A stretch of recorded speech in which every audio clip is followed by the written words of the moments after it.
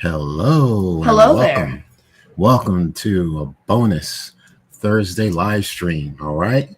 I know primarily we do talk about Star Wars, but That's why we wore Star Wars shirts. that's but, right. Exactly. But there's been a change of plans for this episode. just for this episode. So not only are we big Star Wars fans, we are also big Marvel fans, right? Obviously. Yes. So we are actually going to talk about the first 6 episodes of Moon Girl and Devil Dinosaur. I'm Kerwin. This is Keith. Hello. We are Father Son Galaxy. If you join us for the first time, thank you so much for listening and watching. We hope you enjoy. If you do, please like this video. If you're not a subscriber, please subscribe because we got a lot going on our channel, okay? And we'd like to keep you posted. Absolutely. All right. Also, regularly check our community page. We post updates weekly. Good. Or so. Yes. Sometimes more, sometimes less. All right. Ready? Okay. So here we go. Let's talk about Moon Girl and Devil Dinosaur. Now, like I said, the first 6 episodes actually dropped on Disney Plus on the 15th. Yes. 3 of the episodes dropped on Disney Channel, but anyway, 2. So 2 of the episodes. Okay, so now we got 6. So we've had time to take a look at them, we review them. We want to talk about it. All right. So what we want to start with is talk about the origin of Devil Dinosaur. All right, and Moon Girl. So firstly, Devil Dinosaur. Devil Dinosaur made his debut in Marvel Comics in 1978. Written and illustrated by the legendary Jack Kirby. This story takes place in the prehistoric era. Okay, keep going. Yep. Devil Dinosaur was brought into present day and teams up with Moon Girl, who was introduced in Marvel Comics in 2015, written by Ben de Montclair and Amy Reeder, illustrated by Natasha Bustos. Yes, that's right. So right in 1978, so we had the Devil Dinosaur issue that took place in the prehistoric times, right? Where the dinosaurs roamed the earth, and he also had a companion named Boom Boy, right? Who was supposedly by the way, Moon first, Boy and Moon Girl are not related. They're not related, but Moon Boy is supposedly the first human on the earth. All right, but this is not about Moon Boy. So this is about Moon Girl and Devil Dinosaur. All right, so let's get into it. So let's talk about the first episode called Moon Girl Landing. This was a 44-minute episode. This was the longest of the 6. Usually introduction and finale episodes are the longest in shows. That's true, right? And this was a really good one. I mean, it set the tone as to how the look, the feel of the show is going to go. It's very colorful. Yes. It takes place kind of like Across the Spider-Verse. Yeah, exactly. Yeah, it felt like that same type of animation. It's very vibrant. It's colorful. Very, very bright. So Lunella Lafayette, right? Lunella Lafayette is 13 years old. Now in the comic books, she's actually 9 years old. But what they wanted to do for the TV series is to age her up a little bit because they wanted her to get involved in social media, because social to make media, it more relevant nowadays, because there's a lot of themes about social media in these first 6 episodes. Right. Yeah. So Lunella Lafayette, she lives on the Lower East Side with her parents. Her parents are actually owners of a roller skating rink, right? Called Roll With It. Yes. And she also has a grandfather called Pops, James Sr., and Mimi is her grandmother. All right. So, and they all live together. So, so they all have this one apartment. I believe it's above Roll With It. Yes, you could be right. Yeah. So I think they live above the rink. Right.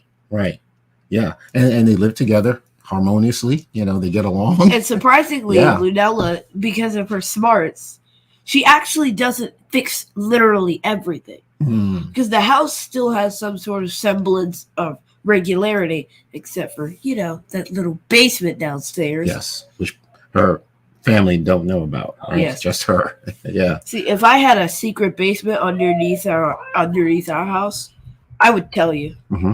I would definitely tell you. You would?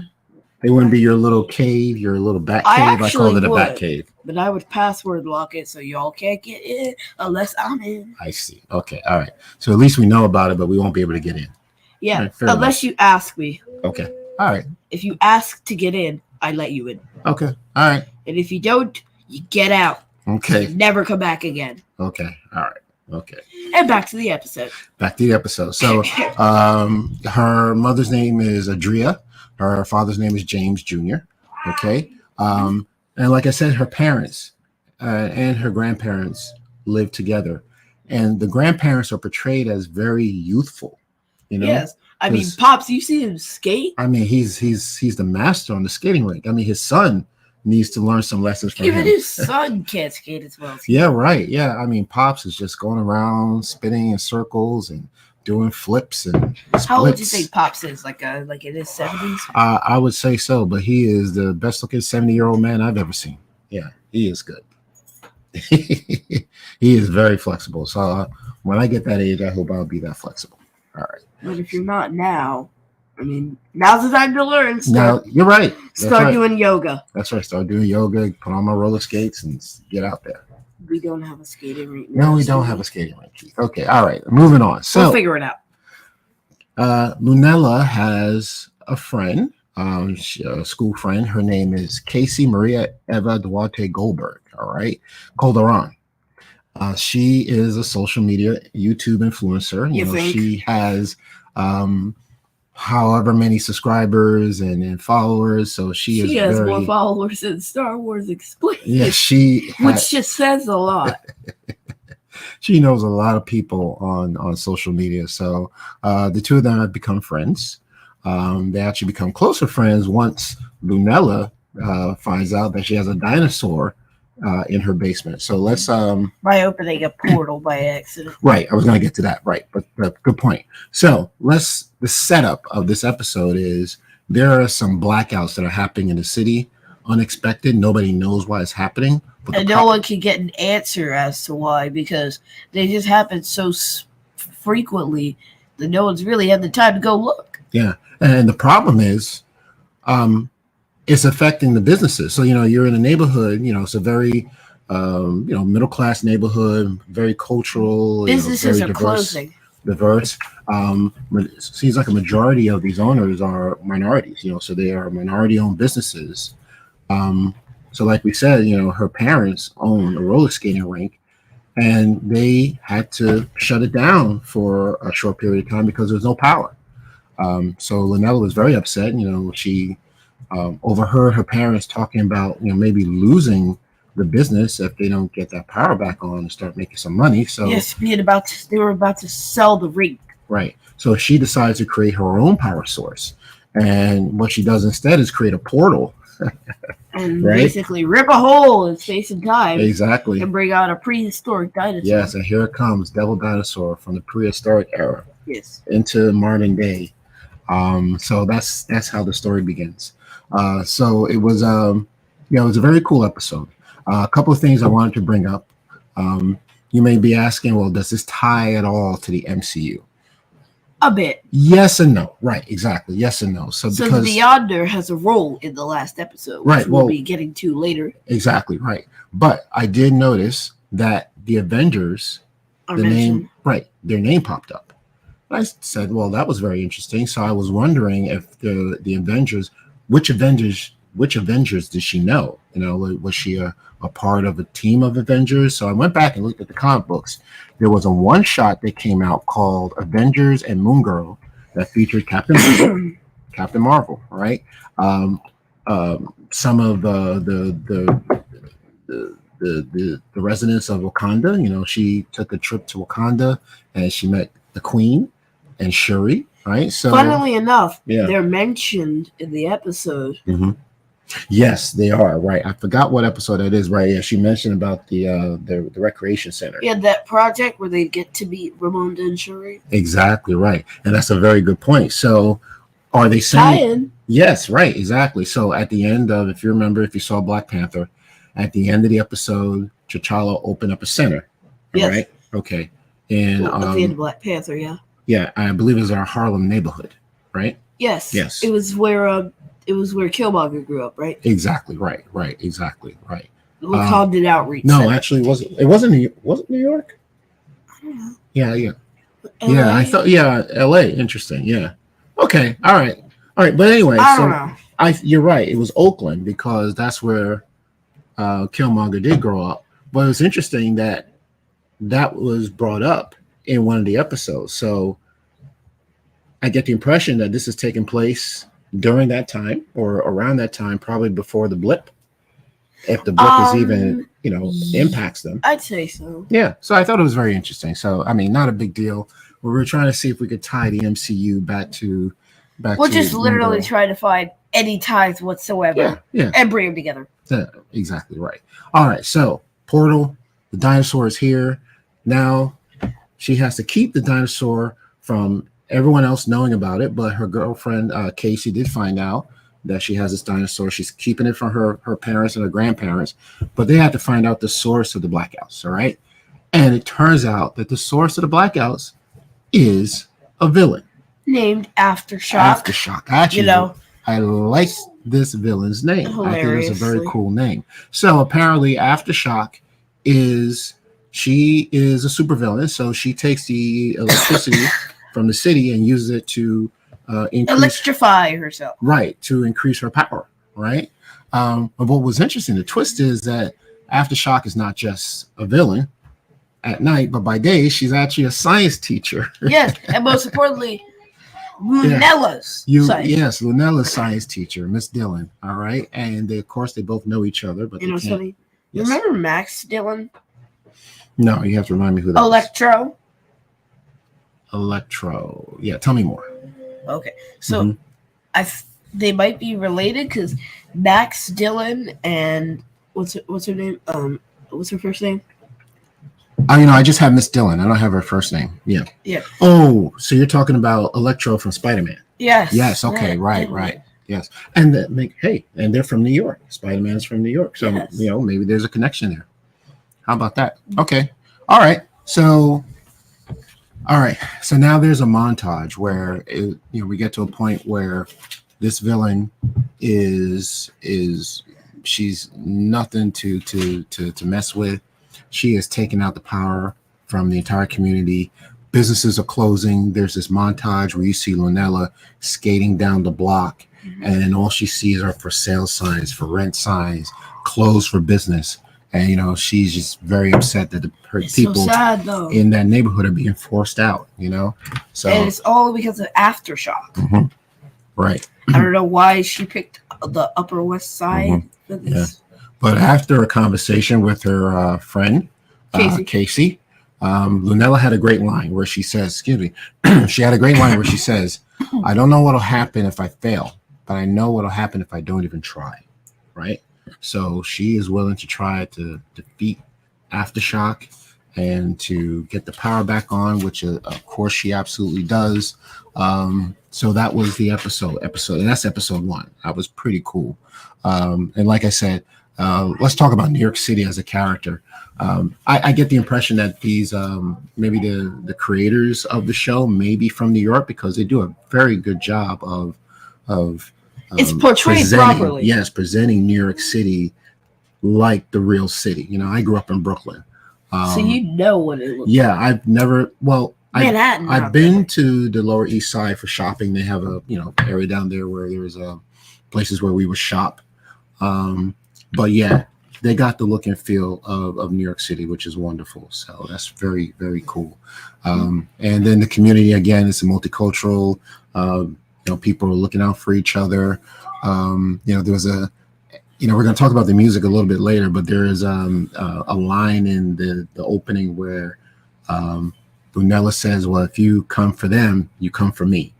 You know what I mean? Yes. Which means like, okay, well, we're all in this together. So if you're coming for one of us, you're coming for all of us. And that's really cool. So that's the first episode. All right. Anything else we want to talk about? Moon Girl Landing. No, that is all. So Q&A real quick. Hi guys, I haven't watched MG. Hey Alex. Hello Alex. I haven't watched MGDD, but it's high up on my list and I'm excited to watch. Hope you both are doing well.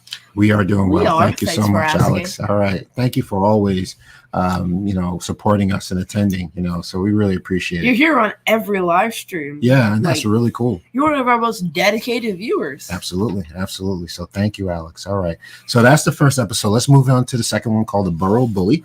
You want to start off with that one, or you want me to? Yes, okay. I can do that. Yeah, this was a good one too. So this episode is a bit of a commentary on social media. So Moon Girl and Devil Dinosaur are all the rage on YouTube and wherever these people are watching, Facebook. I feel like it's either TikTok or YouTube. Yeah. Or YouTube Shorts. It's got to be one of the two. But either way, they are all the rage.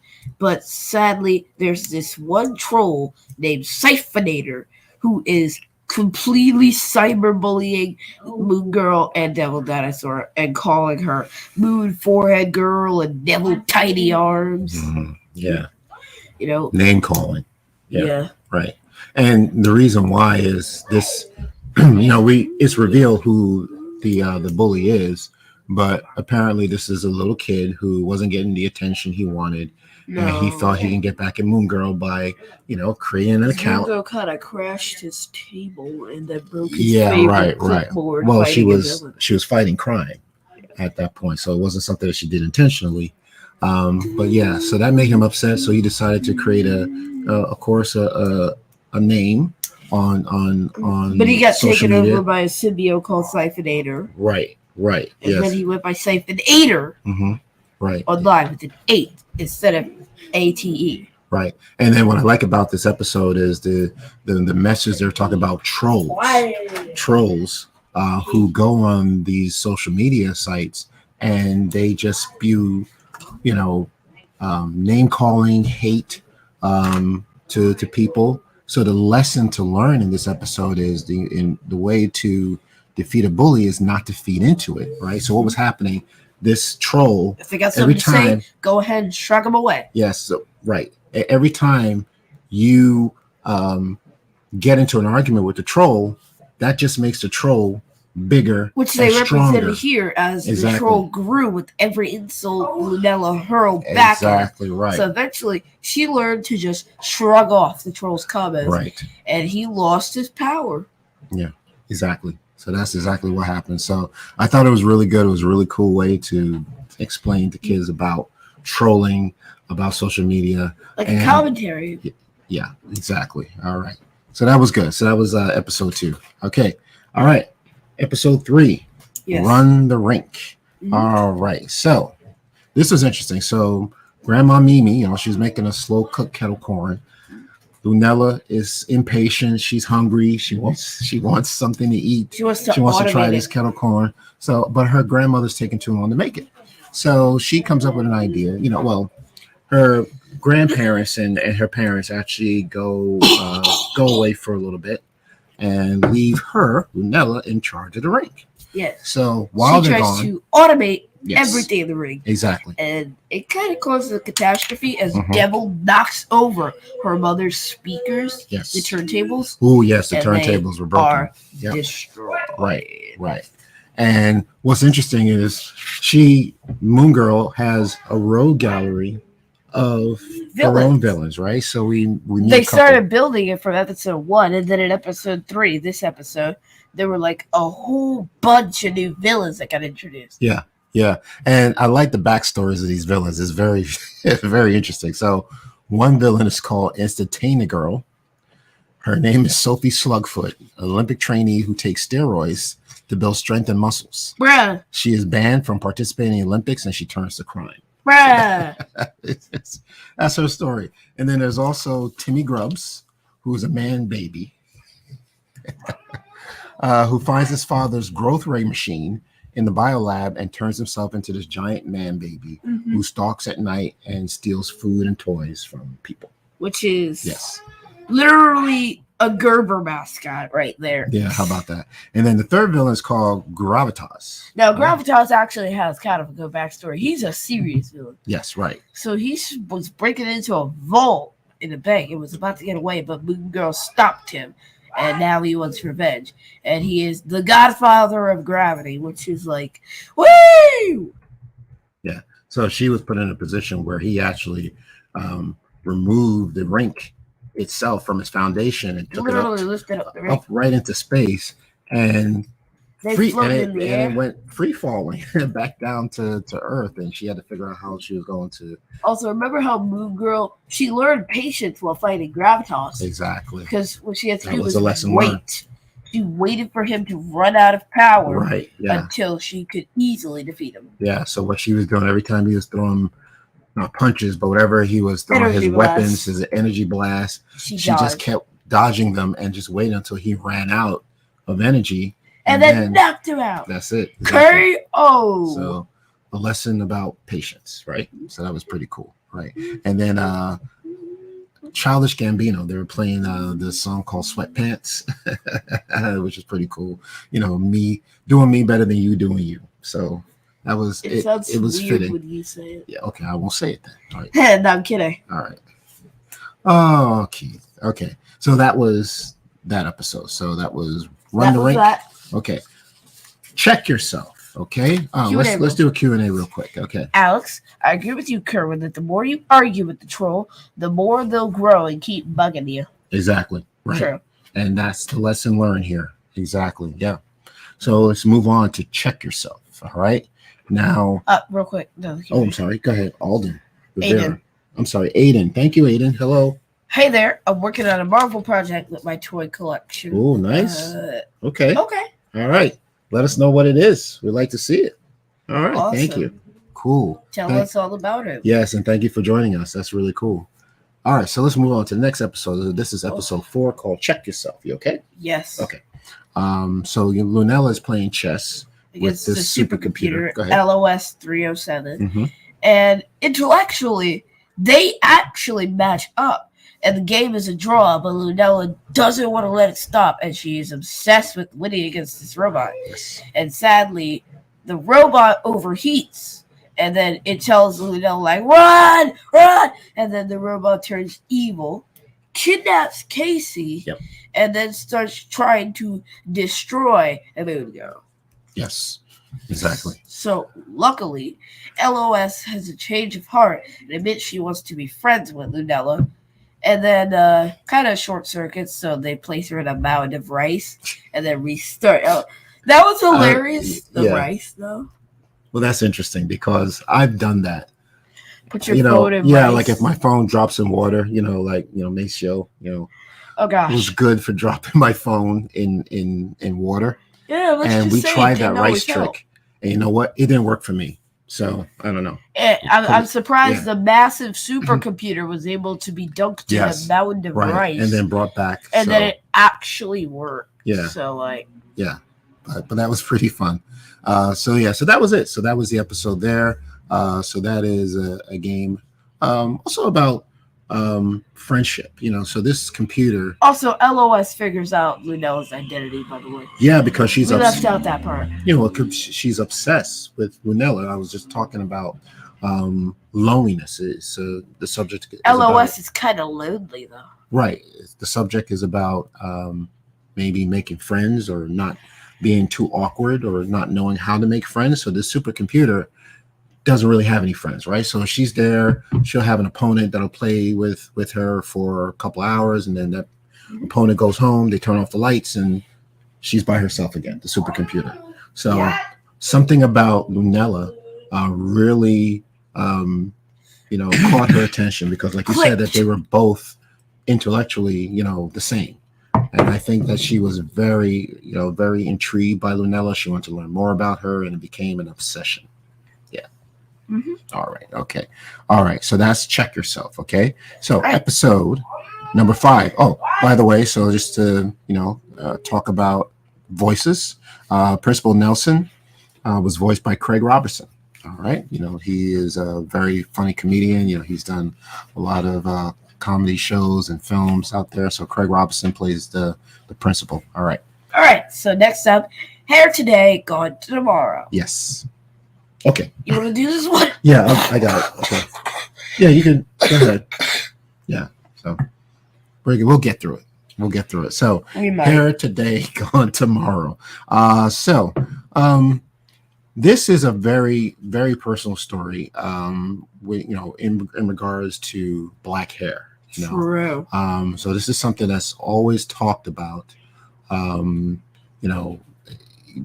way our hair is styled, how it looks, whether it's straight or whether it's curly.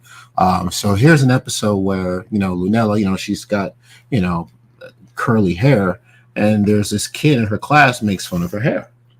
So what Lunella decides to do is, she wants to straighten her hair, right? Because she makes a chemical relaxer that kind of makes all her hair fall. Exactly. So that's what happens. So there's there's relaxer, that makes her hair fall out, and her hair becomes a mind of its own. So it's now the hair. It's a supervillain named Bane. Is the supervillain, which is Mane. Like a bra moment. Mm-hmm. Mm-hmm. Yeah, Mane. Mane is the supervillain, voiced by EGOT Jennifer Hudson. Mm-hmm. Yeah. So that was pretty cool. So, the moral of that story is about being good to your hair, right? You can wear your hair any style you want. You can wear it natural. You can wear it straight, but it's a part of your identity. So what you want to do is, if you're good to your hair will be good to you, is what they're saying, right? So I thought it was a very cool episode, especially for young girls out there. And you too. You got good head of hair up there. So, and I have no hair, so I choose to have no hair. So yeah, right. No, I don't have a choice. Okay. All right. So that is too bad for you. That is episode 5. All right, the last episode, The Beyonder. You want to start that off? Yes. So there's a villain named Stiletto, Lin Fong. Couldn't afford to buy high-heeled shoes, so she designed extendable heels and steels. And then got tricked in her own shoes. Mm-hmm. And, Lunella's hearing this weird voiceover that's narrating everything she does. And just kind of shakes it off because it goes away. Mm-hmm. And meanwhile, the science fair, it was this episode that the Wakanda Outreach Center was mentioned. So the grand prize is a personal tour of the Wakanda Outreach Center. And the Beyonder just appears from another world, and he was to study humans. Yes. So voiced by Lawrence Fishburne. Yes. And the funny thing is, he's leaving it up to Lunella that if she doesn't prove that the human race is worthy of being alive, he will eliminate it all except for Moon Girl and Devil Dinosaur. Wow. And she's partnered with the worst person in her class. What's his name? Eduardo? Is that his name? Yeah, what's his name? Eduardo, yes. Eduardo, yeah. Uh-huh. And Eduardo and Moon Girl don't vibe much. Mm-hmm. So Lunella naturally tries to take over the project so that she can win. And the Beyonder is kind of watching from afar, interfering a bit, just kind of just messing with Moon Girl the entire episode. And eventually she just tries to get rid of Eduardo entirely and puts him on a pointless mission to try to find some sort of three-headed monkey wrench so that she can have some time to work on her project and then call it hers and Eduardo's when all she's using is her idea. And then Eduardo figures it out and he's like, you know what? Do the project yourself. So Moon Girl does, and she's made her own project, but the Beyonder's like, you didn't make that with Eduardo, so you can't use it, and he vanishes it. And then all of a sudden, Eduardo shows up, right? And he's got a project for the both of them. And he lets Lunella put her name on it, but it doesn't win. It breaks apart during its demonstration. And the Beyonder's like, well, time to erase the world.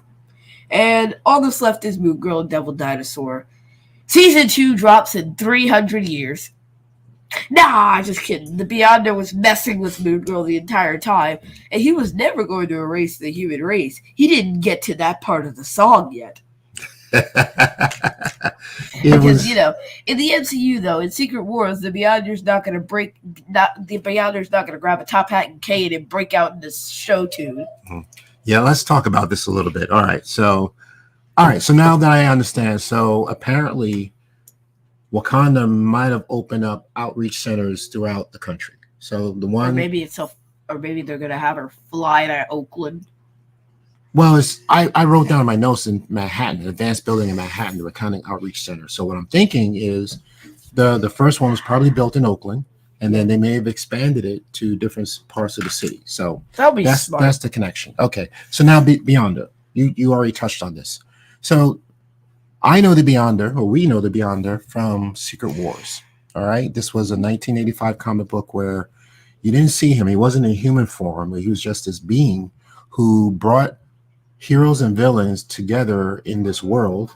Just to fight. It was Battle World. Battle World, right? Brought them together to fight each other and to see who would win, right? Just and to then the see last, them beat each other. Right. Up. And then the last person standing would get to rule the earth. Okay. So that's what he promised them. So I was thinking maybe this Beyonder character may have some kind of connection to Secret Wars, but it doesn't look like it does, which is fine. Beyonder in this episode is, is human, is in human form, and he is humanoid form. Humanoid form, right? And he doesn't seem like a type of villain that you would be intimidated by. Let's put it that way. So again, Beyonder was voiced by Lawrence Fishburne. It was pretty cool. He actually does his own singing. He did a little number. Just a songs and dances. Exactly. Just to talk to Moon Girl about how the world's gonna end. Yes, right. And danced about it. And wrote a song about it. It's funny. Yeah. If you're just about to destroy 8 billion people on the planet, I can't see anyone grabbing their top hat and cape and doing a musical number, breaking out in song and dance about how they're going to destroy the world if you don't do this assignment. Yes, exactly. So, and also, if you've seen what the Beyonder looks like in the show, he does not look too menacing. He doesn't look very scary at all. I kind of laugh at him. But if he were in real life, though, that'd be kind of creepy. Yeah, well, I don't know. He just, he did not seem like a villain. He seems like a very nice guy. So, yeah. And more importantly, he seemed like he wanted to learn about Earth culture. You remember when he swallowed Lunella's sandwich whole and he's like, that's not enjoyable. Yeah. And when he created that pill thing that had every single nutrient the human needed and like a daily supplement. And I'm like, okay. All right. I wish the Beyonder was real because I would get one of those. All right. So remember, this is, this Moon Girl and Devil Dinosaur is for people of all ages, right? So of course, even though it's on Disney Channel, I don't expect it's going to be so dark. It's not going to go too far. I don't think it's a Disney Channel show. Yeah. Right. Let's go to Q&A. So we have Jeff. Hey, Jeff, how are you? Hey, Kerwin. Hey, Thank you. Thank you for joining us, Jeff. Hello. All right. Yeah. Yeah. So, I don't expect it's going to get too dark. Who we have next? Yes. Oh, Alex. Yes. You want to read this? Laugh Out Loud was a song like REM's It's the End of the World as We Know It. No, it was not that song. I've never heard that song. Yeah, well, yeah, I know it, but I don't remember the name of the song. No, it sounded a little more upbeat, Alex. It did not sound like End of the World. Like a show tune. Yeah. Yeah, it sounded like more of a show tune. Exactly. Exactly. Like a Schoolhouse Rock song, if I'm going too far back, but yeah, that's what it sounded like to me. 5, 10, 15, 20, 25, 30, 35, 40. So Aiden says you're working on your zombie. You like zombies, Aiden? Like all your zombie collection? Yeah, how about that? Marvel Zombies. They're supposed to be making that. That's supposed to be coming. I don't know when, but cool. Pretty cool. Yeah, I don't know much about Marvel Zombies. Yeah. I mean, I know who the new survivors are, like Shang-Chi and Miss Marvel, like Katie. I think they survived. Oh, is that from the What If episode? No. Okay. Because the survivors there are Spidey, Ant-Man's head, and T'Challa. Okay. And the Cloak of Levitation. Oh, boy. But they can't get zombified because it's a cloak. Okay. All right.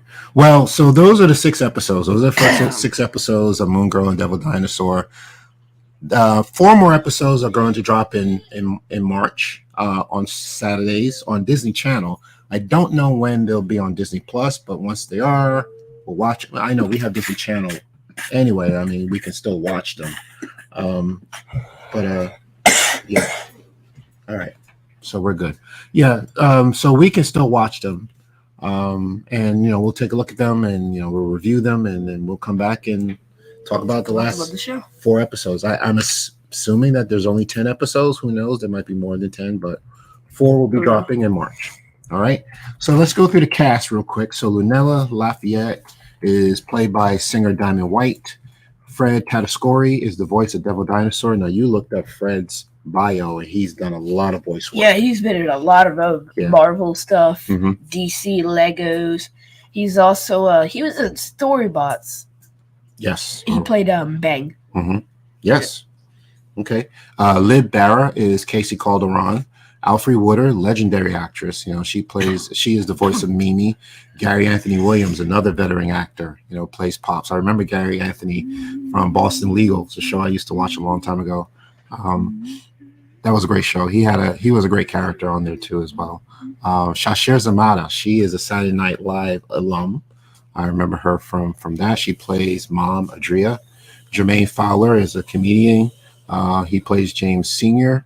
Executive producers Lawrence Fishburne, and writers are people behind the scenes, behind the camera, are a majority of people of color, which is pretty cool, right? And the music is fantastic. I'm gonna get that soundtrack. We're gonna have to get that soundtrack. It's produced by Raphael Sadiq, and Raphael goes way back. So he is know him from a group called Tony. They were a multi-platinum group back in the 90s. They had some big hits.